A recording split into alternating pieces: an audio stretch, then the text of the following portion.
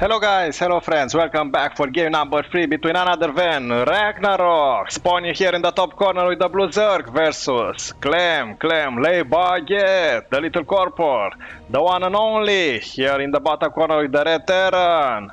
My name is Keanu. Who is going to win? I'm going to find out together with you, so let's enjoy this wonderful game of real-time strategy, StarCraft 2. First matches were very intensive, back and forth, a lot of shenanigans, a lot of different tactics. I hope you watch game number 1 and game number 2. If not, you still have time to put on pause, watch game number 1. Game number 2 especially, it was very intensive. And now in game number 3 we're going to find out who is going to be the best. Is it going to be Clem from France? Or is it going to be RagnaroK from Korea? RagnaroK in the Norse mythology. Very interesting choice of nickname. It's the day when the gods are going to die in the final battle. Gods like Odin, like Thor, like Loki. So far standard opening here with a second hatchery for RagnaroK. It's important as Zerg to have as many hatcheries as possible. And the terran to turtle. Why? Because you have to respect the fact that you can be rushed with a bunch of zerglings, and if there is nothing to defend, then you are going to die like a noob. And these are pro players, so obviously we are taking all the necessary steps for them not to lose silly in the first minutes. Already here we have the Reaper that is going to go and scout. These are very important units. The Terran, the beginning of the game. Oh, look, the pointing view is going to reach it here at the second base of RagnaroK. It's very important when you play Terran to scout as much as possible to make sure there is nothing unusual. This is their point of view. Luckily for us, we see everything. So RagnaroK is abusing the fact that you have the mobility of the overlords and they can go in different directions. While if you are Clem, basically what you have to do is to send an SUV just to make sure there is nothing unusual, and then to continue with the Reaper. And the Reaper is going very fast because he has this like jet pack, and this jetpack allows him to go over cliffs, so from different angles, and also somehow he's able to heal himself. So think about the technology involved. This is why it's a very useful unit. Not hitting too much, but it's good for scouting, also healing himself. As you can see here, it's 43, 45, so it's going up the health.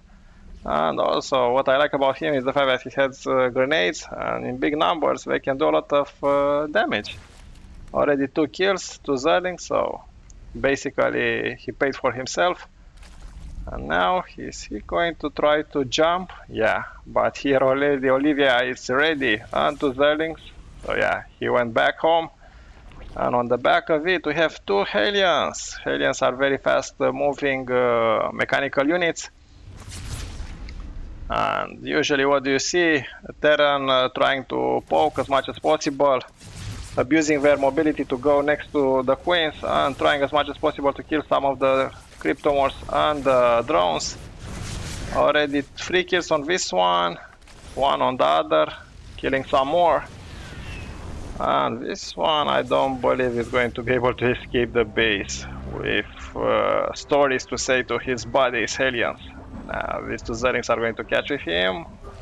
No, the Olivia. The Olivia kills 1, but on the back of it 2 more are coming. So trying to harass, it's always a good idea, keeping your adversary on toes. 3 base Zerg versus 2 base Terran. Now the Overlord is just trying to make sure to see the perfect timing, and here what do we have?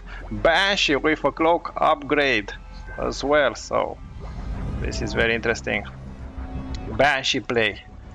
Banshee plays are very efficient. I highly recommend you to use it in our ladder games. Why? Because if you have a bunch of Banshees, especially cloaked ones, they are the efficient ones, you may find that your opponent has 0 defense. And when the opponent has 0 defense, you literally destroy or obliterate its mineral line. But RagnaroK, being RagnaroK, an awesome player, already has the spore crawlers in place. And another one, and another one, so he's basically saved. No reason for him to panic with a cloak banshee, and look at the timing of the cloak immediately when it arrived. One drone was killed, one drone not sufficient, but when you have the sporker it's hard to find the perfect angle to attack. Also the queens are here, they are highly mobile on the creep units with their ability to shoot air and ground.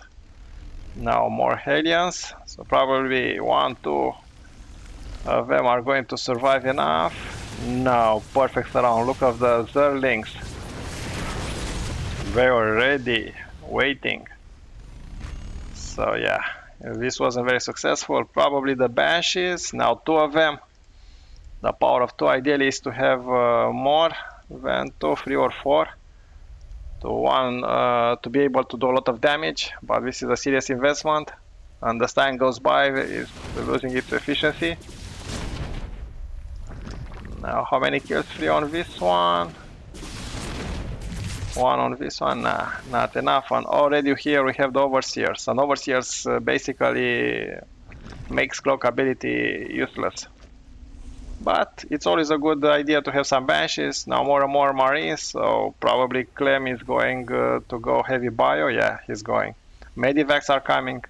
So marines, tanks, medivacs. Standard for Clem. He likes this combo.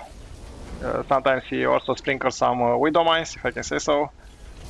And the 3rd orbital command center. So now it's time for a push. Yeah, he's trying to see what his opponent is going to do.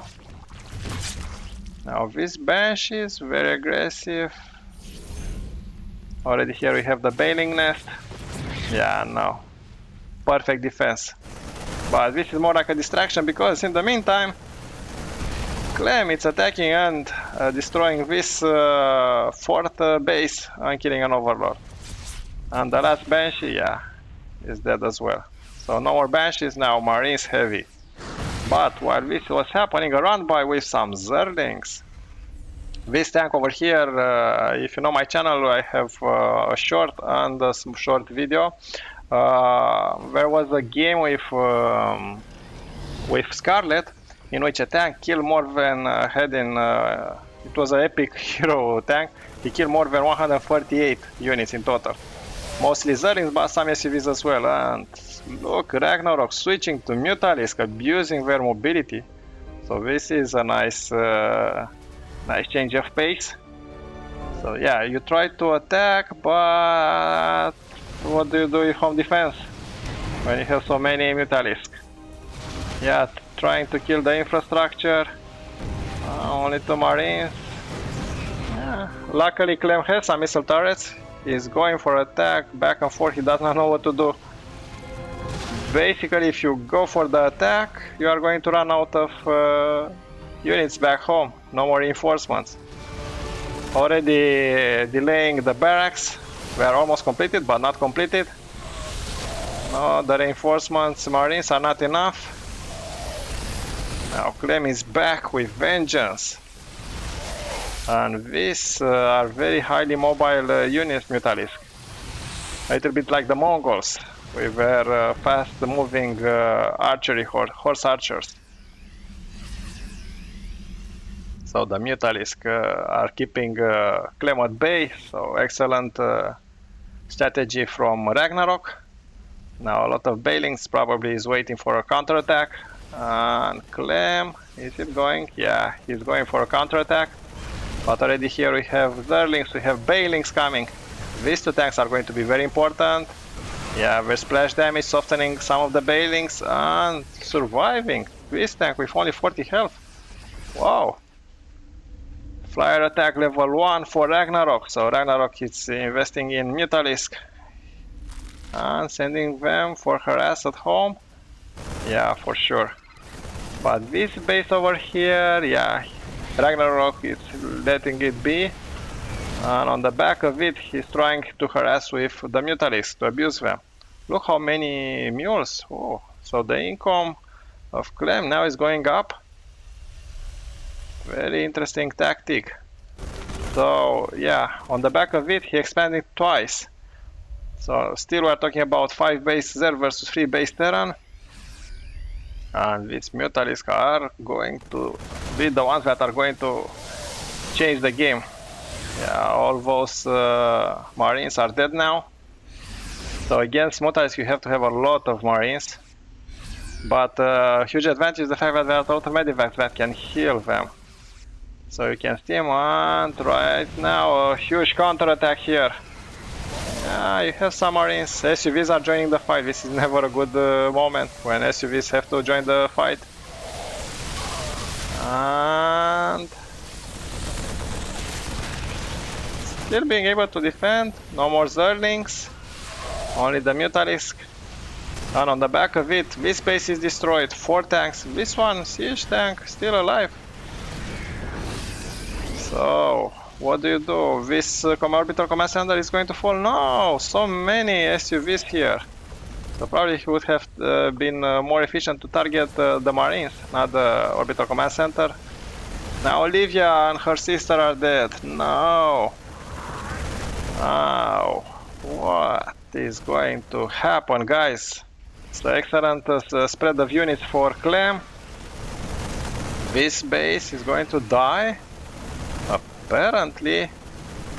So RagnaroK is preparing for all-in surround here with the Mutalisk, with Bailings, with Zerlings, going for an angle, but with so many tanks and Marines, I don't know. Let's find out. So now this is the decisive engagement. Is it going to be enough? Another run by. Now coming back home, he realized he has to do something, he has to do it now. Because Terran is very good at leapfrogging its way. And I believe Clem has an advantage. Yeah, one more tank just left, but there are a lot of Marines. These Bailings were target fire tank. Yes, Clem won game number 3, so he's the best of 3. Keanu over, thank you for watching, remember to subscribe, see you next time.